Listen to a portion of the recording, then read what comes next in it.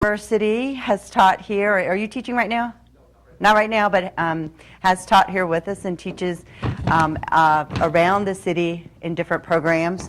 But I had the pleasure of having dinner with him as an employee of Tech. He came to the Christmas party, and we sat at dinner and talked, and I just found him absolutely engaging, and I heard just wonderful things about him, so he agreed to come and speak on this subject today.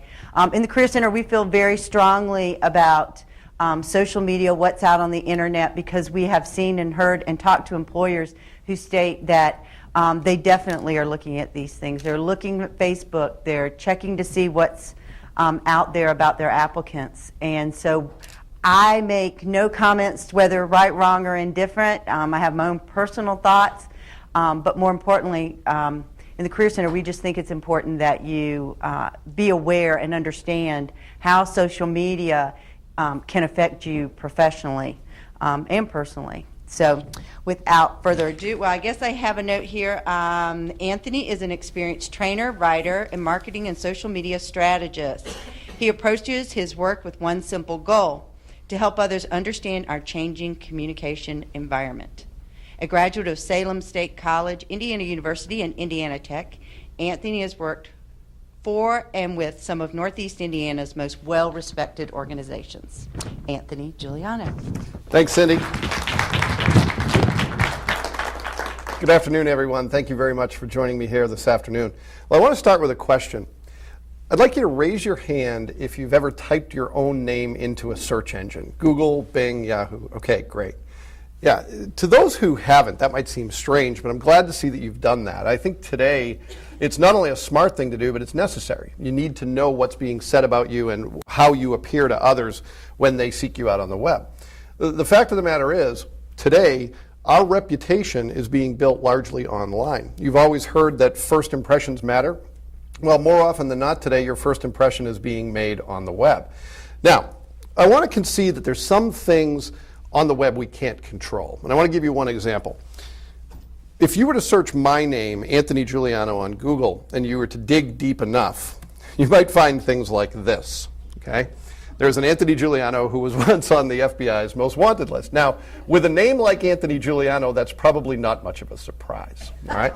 So what I want to reinforce, though, is I really can't control this. I can't control what the other Anthony Giulianos of the world do. And more importantly, I don't think this is the real issue. When we talk about the threats we face when it comes to the web and social media, we tend to focus on identity confusion and identity theft, and we tend to focus on what others might do maliciously to damage our reputations. I don't think any of those are the real problem. I think that when we consider the threats we face to our online reputation, we're our own worst enemy. All right? A lot of the problem is what we choose to share or what we allow to persist online, and I include myself in that. All right? This is a job that all of us have to really police what's out there, and it starts with that search, knowing what's being said about you. Now, when you look at the challenge that your generation, those of you who are in your late teens, early 20s, you face a unique challenge today. This is a challenge that some of us in the room didn't face when we were in college.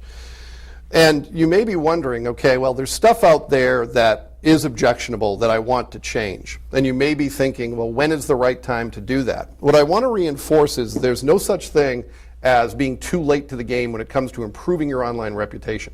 You can always go in and police it, so to speak, to make changes that are going to improve how you're perceived online. This is reinforced in a quote from this gentleman, Charlie White, who writes for the online social media journal Mashable. He says, really, now is a great time. If you're transitioning from being a college student into the workforce, now is the time to do some cleaning up, to go back and fix any mistakes you have in your profile, to absolutely be vigilant moving forward in what you share and what you allow to persist. The fact of the matter is, employers and others who would seek to build relationships with you, both professionally and personally, are looking at these things. So it's up to you to make these changes where appropriate.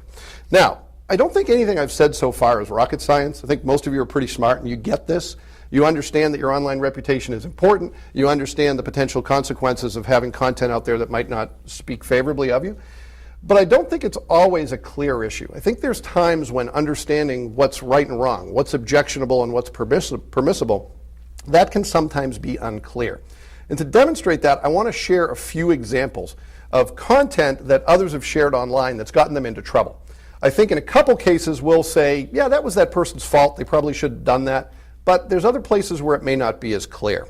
Now, the first example comes from a person who was tweeting under the handle The Rocket Ship 1. All right? And The Rocket Ship 1 one day put this out on Twitter. He said, I really like DC, but I could have used another day away. The silver lining is that I don't have to see my idiot boss #small victory. Now, I think most of us would agree that this isn't a very smart thing to do in a public forum like Twitter. But the example gets even worse when you understand that the idiot boss in question is none other than U.S. Senator Rick Larsen from Washington State. And it gets even worse when you put this into context and understand that the Rocket Ship 1 and some of his coworkers were sharing other things, talking about drinking on the job and talking about generally goofing off on the taxpayer's dime. So I think most of us would agree that this person getting fired was sort of his own fault. Now, let's look at something that's a little bit less clear. This is an example of a tweet from a gentleman named Uri Wright, who's a football player in Texas. He's a high school football player. Now, I picked the cleanest Uri Wright tweet I could find that was deemed objectionable, okay? The fact of the matter is, Uri Wright was tweeting pretty consistently things that were derogatory towards women, things that were derogatory towards people of other religious faiths. And we've lost our video. There we go. And derogatory towards people of other religious faiths. Now, the reason this is a little bit less clear is this little icon right here.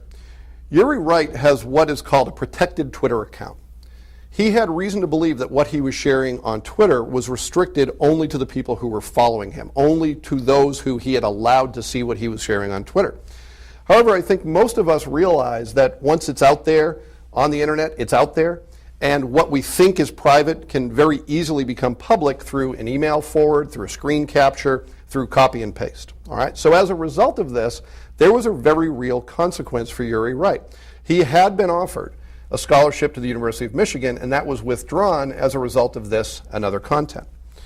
Now, here's an example that I think is the most muddy of them all.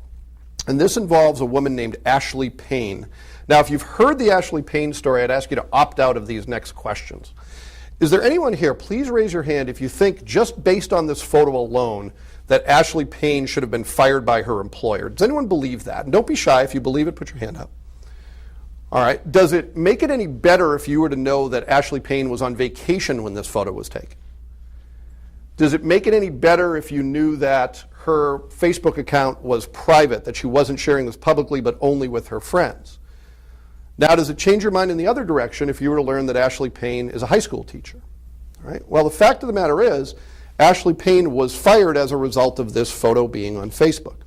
Now, just as Cindy alluded to, my goal today isn't to make a judgment call about whether that's right or wrong. I'm sure we all have our opinion, and opinions are important. But I think the most important thing for us to focus on today is to look at these examples and to understand that there is no clear right and wrong when it comes to what content is objectionable. What might be objectionable to one person may be perfectly fine with another. And for those of you who are moving from a role as a college student into a professional role, the important thing is to know that different employers will view things differently, that the standard is different if you are going to be a high school teacher than it is if you're going to work for an ad agency, in my case, a very liberal sort of workplace, all right? And the only thing we can control, we can't always control how the content we share will be perceived. The only thing we can control is what we choose to share and what we allow to persist. Now, when I have conversations like this with groups like yours, the conversation turns very quickly to the First Amendment, okay? The freedom of speech.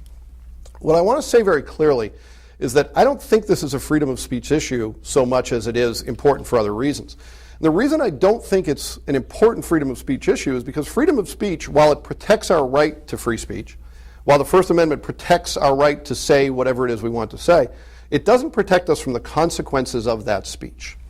One of the things that's important to know, especially if you're working in the state of Indiana or you're seeking employment in the state of Indiana, is that Indiana is what's called an at-will employment state.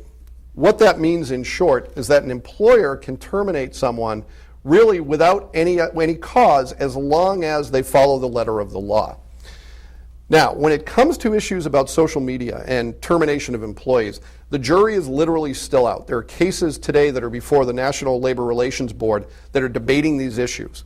But in Indiana today, this is the reality, that if you post something, even if you think it's your right to say it, you can be terminated for that, and that is within the letter of the law. I think the real issues, though, are a lot more subtle than these. You know, we always look for the consequence that's tangible, the thing that happens that we can see, and we know that there's been this terminal tweet or this terminal Facebook post that's gotten us fired. Well, a lot of times, things are a lot more subtle, and here's one example. There was a study that was done where employers were asked about their habits in screening prospective employees using social media sites. One of the questions that these employers were asked was this: if you found objectionable material on someone's social media profile, would you give them a chance to explain it, or would you just put that person in the no pile and move on to the next candidate?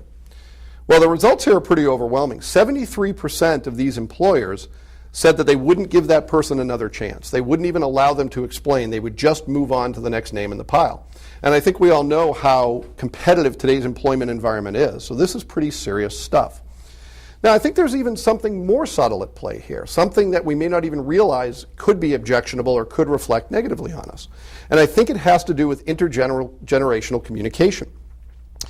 A lot of times when you grow up in an environment where sharing is encouraged, where it's a matter of course for you to share everything from breakfast through the time you go to bed, you might not see it through other people's eyes, and you may not see how that appears to others. Well, I want to say that to those who are older, those who could be your employer, could control your destiny, so to speak, in the professional world, they don't always see value in all of the sharing that we do. And this is summed up very nicely by Timothy Egan of the New York Times in a recent article that he wrote called "Please Stop Sharing."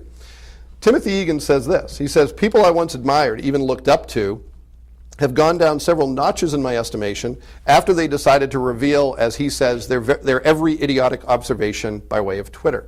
Now, we could cast judgment on Timothy Egan here too, and this might be a little harsh, but the fact of the matter is, I think this is great information to have if you're someone who shares a lot on social media sites, because it really reveals a perception that exists, especially among those of us who are older.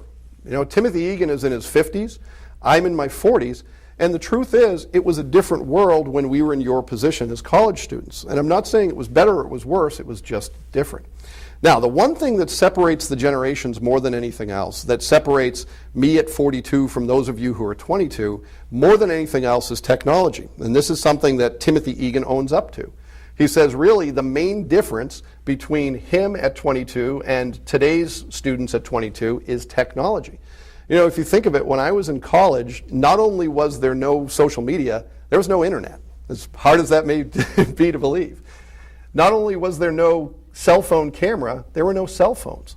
So I want to say to those of you who are young, this is a unique challenge. The burdens that are placed upon you and the responsibility that you have when it comes to protecting your online reputation is much greater, is much more challenging, is much more difficult than anything that the previous generations have faced. And really, it's going to be up to all of you to sort out these issues as you emerge as leaders, as you become employers. So with that in mind, I want to hear from you now with comments and questions. I'm interested in hearing whether or not you think any of this is fair. Does it matter that it's fair? And most importantly, how are you responding to this, and how will you respond as you transition from your role as college students into a professional role? Anthony, Dr. Perry and I just both noted that there were no computers when we were in college.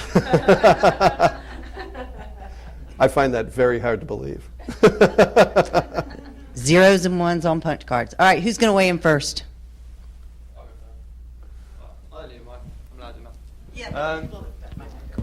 Everyone hear me? All right. Yeah, we're recording. I was talking in class today, and do you think they was talking about employees asking for passwords of like Facebook and all that stuff? Do you think that's right or what? Well, you know, it's a great question, and my opinion is that that is a little bit beyond the pale. That my personal opinion is that that is encroaching a little bit too much on people's privacy. However, what I want to say is this. Many of you will be asked to share your profiles one way or the other.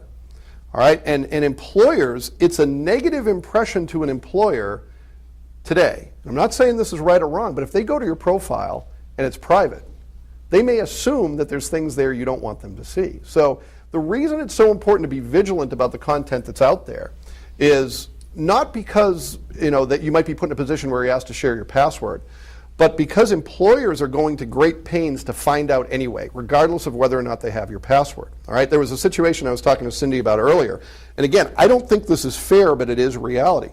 There was a situation where athletic recruiters for college teams were posing as attractive young women and sending friend requests to prospective male athletes. And the male athletes were saying, sure, I'll be your friend. And that was giving the recruiter access to that account. Is that fair? I don't think so. Is it happening? Absolutely. And I think that's what I want to build a sense of urgency about today, is not the things that people are doing that are deceitful, but the things that are doing that are legitimate in order to see what you're sharing on social media sites. Thank you. I have one, Anthony. Yes. Let's say an individual wants to clean up his or her account and wipe away some pictures, some old status updates.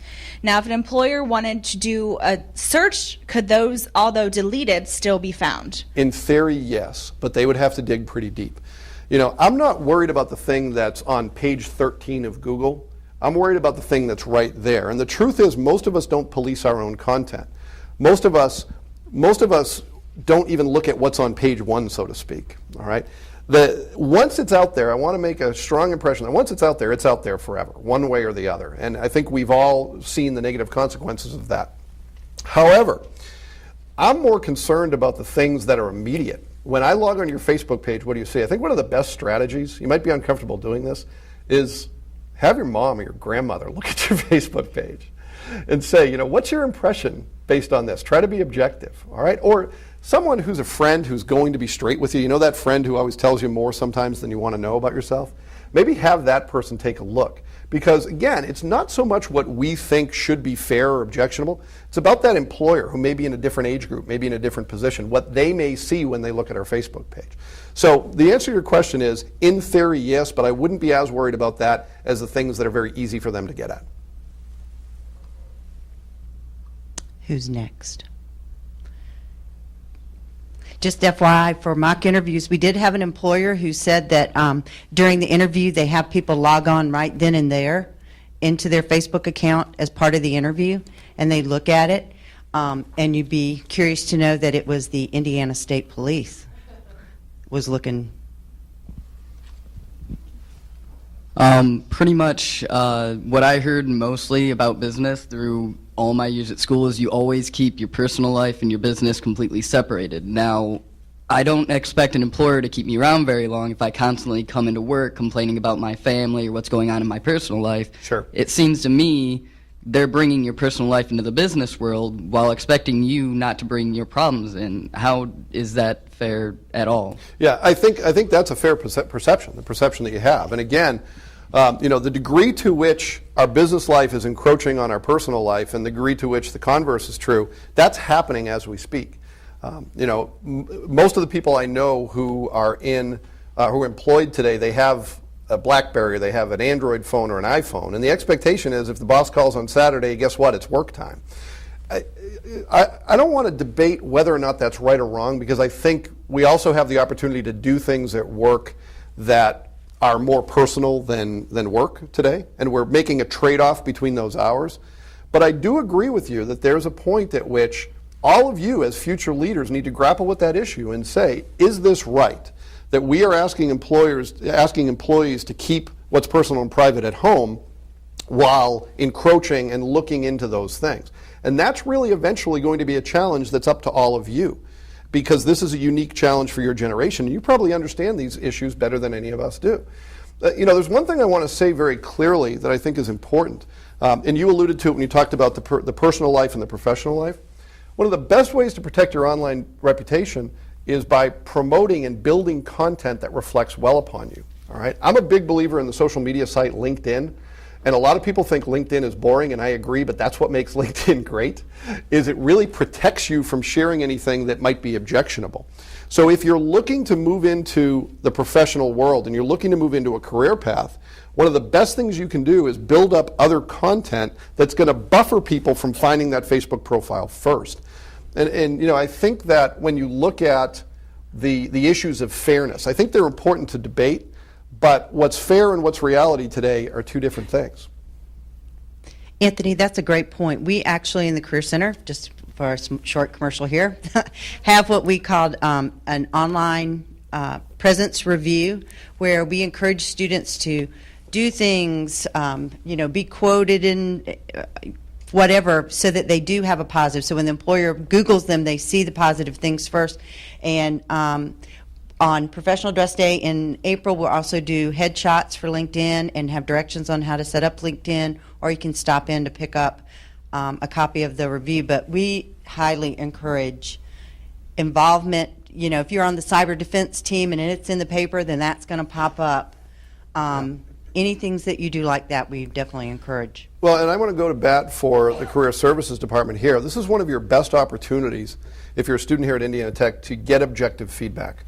The truth is, and this is another thing that I think is unfair, but it is reality, in a lot of professional settings, you don't get objective feedback. All right, you know, you send the email that's 16 paragraphs long, you ask your coworker, did you read it? And he says, oh yeah, I read it. They didn't read a word, it was too long. All right, the same holds true for perceptions about our character based online. You have an opportunity to walk down to Cindy's office and say, all right, help me out. And they're there to help you. Their job is to help you get this right, or at least improve your image online. And I think most of you, once you are outside of Indiana Tech, you're not going to get that objective feedback. If you have objectionable material on your profile, you're going to be put in the no pile. You're going to be among those 73%, issue to those 73% of employers who won't even give you a second chance. So I think that's an important thing to note, is that you have a unique opportunity today to fix problems by getting some objective feedback here at Indiana Tech. Yes, sir. Talk a little bit about some of the investigative tools that are out there that are far more aggressive and insightful as well. Beyond Google, beyond Google, some of the tools that are out there, I know that there are profiling instruments that, for example, will draw content maps that associate your presence with hits in not only different websites, but different content areas.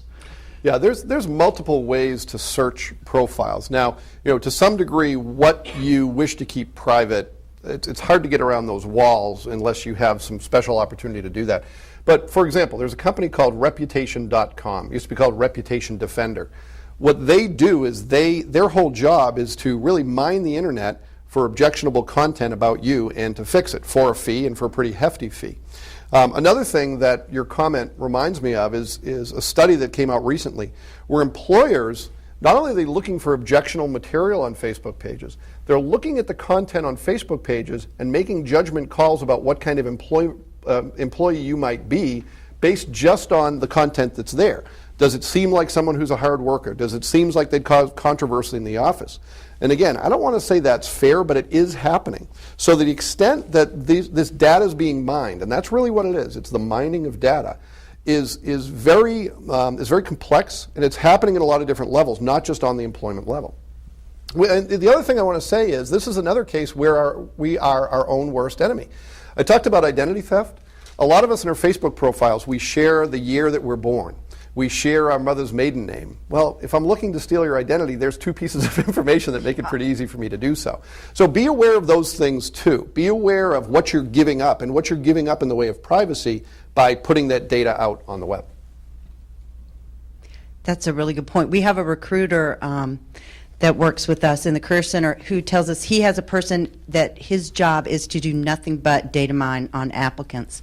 He runs a search firm and he helps companies, so they make sure that they vet everyone before they send them on to a client.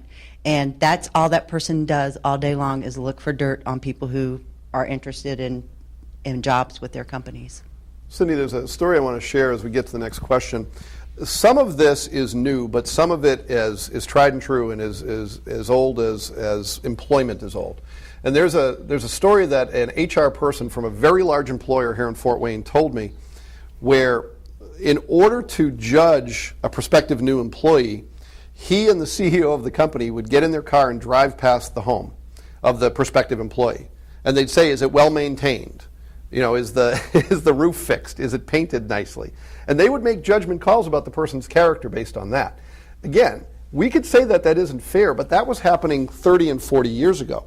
The difference today is there's much more opportunity to do it because we're willfully giving away information that allows people to understand our character much better than the outside of a home would. Yes, ma'am. I just have a quick question. What if you can't control what your friends put on your page? Like, what if they tag your name into an inappropriate status, or just put something on your wall that's just out of line? I'm going to challenge you and say you can control that in a couple different ways. It's hard, but you can. And it becomes much more important as you transition out of college because the environment's different, because the audience is different. When you are looking at an audience of your peers, a lot of the stuff you may say or that you may be tagged in may not be objectionable. But you have to take responsibility for yourself, and you have to really say to your friends, you know, I don't want you to tag me in photos. Or if they tag you, remove the tag. Ask them to delete the photo. And you have to take responsibility for that. And it can be difficult, all right? It can be a difficult conversation to have with your friends. But you really have to have each other's backs with this stuff. And you have to have an understanding. You know, I've heard of college parties where the cell phones are dropped off in a basket at the front door because people are so tired of being tagged in photos they don't want to be tagged in. All right? So I think you need to hold your friends accountable. And you need to say that I am looking to master this and really looking to manage my reputation online, and I need your help in doing that. I need you, if you're a true friend to me, you're not going to put me in a position where I'm going to lose a job or lose an opportunity because of something that you control more than I do. But I want to tell you, you do have control. You can delete. You know, set up your Facebook profile so people can't tag you in photos. I know that's not as fun as allowing yourself to be tagged in photos, but you have the control. We control our privacy settings. One of the things I would encourage you to do is go look at them. What can people see on your profile today? You'll probably find something you want to change. Is it a negative not to have the social media accounts? That's a great question. It's a great question. I honestly think today that not being able to be discovered in the professional world on social media is a small negative. That if I can't find you on LinkedIn, if I can't find you some way, I mean, we all want to be social through technology today. We do. That's the reason why Facebook has 800 million members. It's because we found value in it. And I'm a proponent of social media. I am. I think it is a net good. It comes with tremendous challenges, but it's a net good. And if you're going to do business with someone today, and you seek them out and you can't find them, what that says is that you value something that they don't value. Now, it's not to say, I am not promoting that you have a presence on every single social media site, because you would go insane in trying to do that, but you have to be very selective. For me personally, and social media is part of my job, it's something that I have it's a sort of a occupational hazard that I be involved in social media. But for me, it really comes down to two things: LinkedIn and a blog. A blog so I can promote content and promote knowledge and hopefully help some people out along the way, and LinkedIn to connect with people. As a result of doing that, it's easy to find me on the web, and it's easy to find content that I hope reflects well upon me. And what that does is makes that first impression more likely to be positive. But yes, I would say that you have to be very strategic in how you want to be perceived as a professional, and not having a social media profile anywhere can be as dangerous as having too much out there. The blog is a really good point. We had, during mock interviews, one employer, though, said if you have a blog, make sure you keep it up. Yeah, yeah. Who else? My question is, we've talked about like pictures or statuses, but there's also a section where it asks about like your religion or Yeah. like your political preference. Could that be dangerous as well? Absolutely. Well, let me put it in these terms. You know, and again, I'm talking about the professional world and how things are perceived in the professional world. Especially those in my generation and older, we're used to professional relationships evolving in a different way. You know, when I meet someone in a professional setting, I don't walk up to them and go, "Hi, my name is Anthony, and here's a list of my favorite books, and here's a list of my favorite movies, and by the way, here's where I stand religiously, and here's my political persuasion. How about you?" we want it in sound bites. All right. In a professional world, the way relationships are generally built is first through whatever the work is. All right, and then you grow the relationship into something, and if it becomes more personal, great. Now, all those things we're sharing, our favorite movies, University has favorite books, and as you pointed out, most importantly, religious affiliation, political persuasion, in some cases that can build affinity. Absolutely. There might be someone who knows you in one way and then they find out that you share a value that they have, and that's great. But I think it's equally as likely to short-circuit the relationship, that people will make judgments about you, fair or not, based on what you've proclaimed to, where you proclaim to stand from a faith standpoint, from a political standpoint, and you may never have the opportunity to build that relationship because they've made decisions about you that may be unfair. So yes, that is an excellent point. So we have a question over here too. Cindy. So don't give a like to Rush Limbaugh if or Well, here's what I want to say is I'm not here today to prescribe what you should do. My goal today is that you leave here saying I am accountable for everything I share. And if I look at my Facebook profile and I say I'm okay with that, that's great. You just need to be okay with the consequences of that. All right? And you have to make your own decisions about how much do you want to share and be objective about what that says about you. And if that's the face you want to put forward in the world, that's great, have at it. But know that if any of that is objectionable, it may have negative consequences. Yes, ma'am. Should employers like put a disclaimer on their applications saying that they will look at your Facebook status, or should it just be assumed that it's going to happen? I think that if the world were perfect, they should put a disclaimer. All of us should assume that it's something they look at. There's another thing that I want to say very clearly. I think that employers also have a responsibility in this environment. Employers have a strong responsibility to have a social media use policy that guides what you can and can't do. All right. There was a story I was involved with. A gentleman in Wabash was working for the company that makes 5-Hour Energy. And he started a Facebook page called 5-Hour Energy Sucks. All right, so he works for the place, but his Facebook page is the place where he works sucks. And he got fired. And part of his argument was that no one ever told me that was wrong. And I think most of us would say, well, how could you not know that was wrong? But at the same time, it's not always that clear. And I think employers have an absolute responsibility to tell people what is objectionable, what do we expect? What is the level of scrutiny we're going to give you when you're off the clock as opposed to on the clock? And there is an equal responsibility that the employer has that we as employees have as well. oh yeah. Did anybody remember hearing about a local vice president for a credit union who was fired for complaining about a software, I believe it was, and it was considered a breach of confidentiality on the organization's part, and he was fired? I just wanted to make a comment that actually your story just kind of illustrated, but I wanted to say to the students that we're spending a lot of time talking about you versus us, but really I know a lot of 30, 40, and 50-year-olds who, because this is such new territory, they're not negotiating the things that they're posting on Facebook and their social media presence very well as well. So I really, I think it's great that you guys are here to take this opportunity to learn about it and to hopefully set the bar and set a better example for what to do moving forward than maybe some of us who are, struggling with how things do work. So thank you for being here, and thanks to the students for coming, because I think it's really going to become a larger issue before it's well managed. Yeah, and I absolutely want to echo that. I think everyone who's in this room who's over the age of 25 is here because they want to help. They want to help you understand the issues from our eyes. And I think most of us want to understand the issues from your perspective.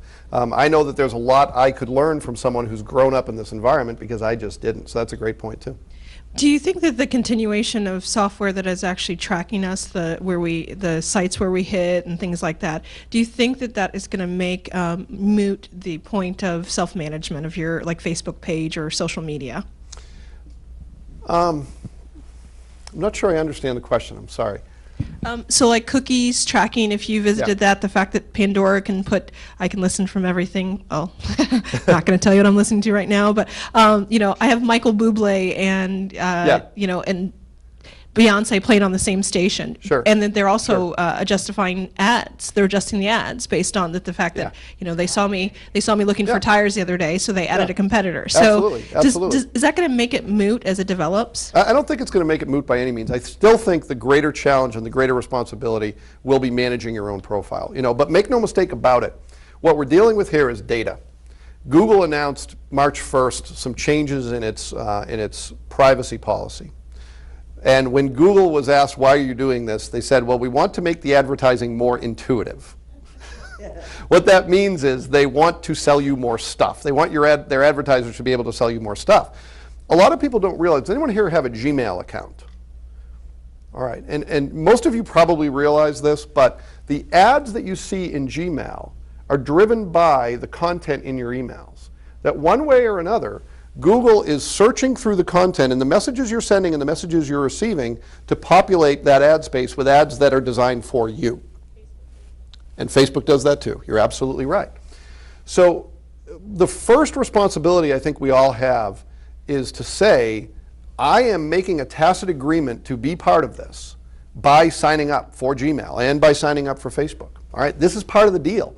Gmail's free and Facebook is free. Well, we're giving something away that's pretty important, and that's our privacy as a consequence. What about, are there ever any positive ways that people are using these search methods? Oh, Well, absolutely. I think actually, Dr. Perry, you have a story about, didn't you use LinkedIn to find applicants for a position? Cindy, I want to say very clearly that I think the majority of it is positive. I do. As I mentioned, I think social media is a net good in our communication environment. But the bad is about this close, all right? It's about 51-49. I love LinkedIn. LinkedIn has given me tremendous business opportunities. Facebook has reconnected me. There's a friend of mine in Florida who I hadn't seen since high school, and I've stayed connected with him, and I saw him in Florida, and it never would have happened if not for Facebook. So most of this is for the good, but it is a trade-off, it is a compromise. We're also giving up a lot in the equation. I heard a story recently about they were interviewing applicants for a guard's position in a prison, and by using Facebook, they found actually 8 applicants who were actual gang members who were trying to get the inside job. So employers are using the information in all sorts of ways. Yeah, well, Cindy, another positive use I want to talk about is there was a gentleman who was looking for a job. He was coming out of college, and he wanted to get a job with a New York City advertising agency. So knowing that most people at advertising agencies are pretty narcissistic, what he did is he bought Google search terms that would include their names, because he knew they were Googling themselves. And the content of his ad was something along the lines of, hey, Dr. Perry, why don't you click on this link? And they would click on the link, and it would take them to a customized message for them with this person's portfolio. Out of the 9 advertising executives that he targeted, 6 of them gave him an interview. All right, so incredible innovation, incredible possibilities with this stuff, but also some threats that we need to mitigate.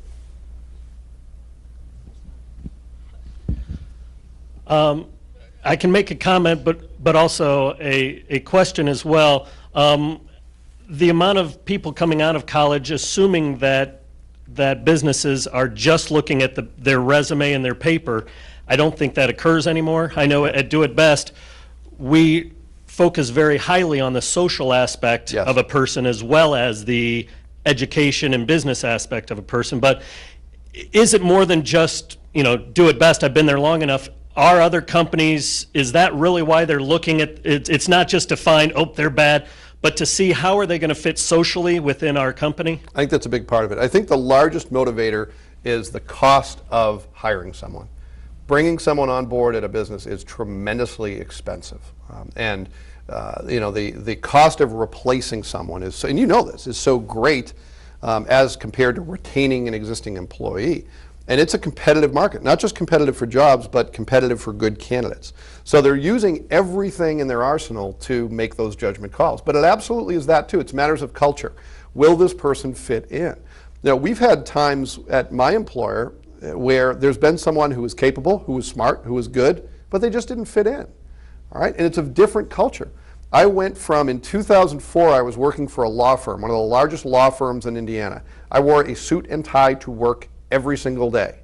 Now I work for an ad agency, and this is the most dressed up you are ever going to see me. Most days it's jeans and a t-shirt, and that's acceptable in one employment arena, and it's not in another. And that's a matter of culture. So understanding how people may or may not fit in is a key point in knowing whether that relationship is going to be sustainable, for sure. Absolutely. Anthony, that's a good point. Should students who are interested in working for a particular company, should they start to do some research to even see how issues that they think you know, if you're wanting to work at Planned Parenthood and you've got "Go Susan G. Komen" on your, you know, that's probably not going to go over really well. Yeah, you have the same opportunity to turn the glass around, put it up against the wall, and listen to what employers are saying. There's a gentleman named Peter Shankman who writes on public relations and marketing and communication, and he says the unique thing about today's communication environment is we have access to more information we've ever had before in the history of mankind. The only thing we lack is the willingness to listen, to stop talking and listen. If we take the time as part of our employment search to really dig deep and say, what is the culture? Am I going to like it there? Is this a place I want to work? And I would say be bold and be aggressive. Be tactical, but be aggressive. Seek people out. Go to LinkedIn. Do a company search. Do you know someone who knows someone at a prospective employer? If you do, ask for an introduction. Say, I want to meet this person. I want to find out what it's really like to work there. That reflects very well upon you. You know, if you care about an employer, if you care enough to seek that interview and seek that information, they're going to know you're really interested. And I think almost all employers put in that position would say, that's someone I'm interested in talking to in more detail. Absolutely. Absolutely, and we help with that all the time in the Career Center. I have one student who saw that an alumni who was a pharmaceutical rep was in my connections and asked for an introduction, and the alum was more than glad to. Who else has questions? We only have just a minute or two left.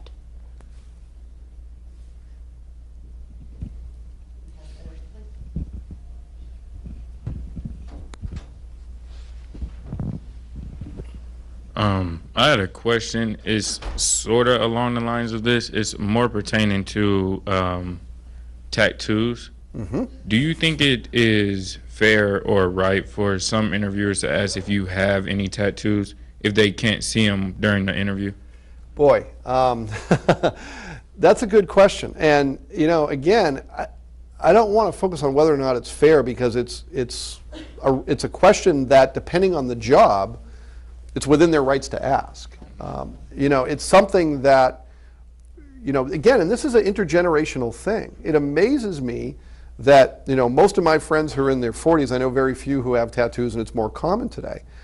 And it's not a judgment call about right or wrong. It's just a different set of values for a different generation. So the person asking that question, I want to go to bat for the person asking that question. I want to play devil's advocate for a second. What they're probably trying to do is to uphold a certain image at that place of employment, all right?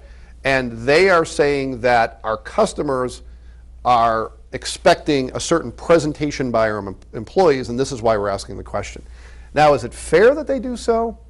I don't want to make that judgment call. Is it within their rights to do so? Unfortunately, yeah.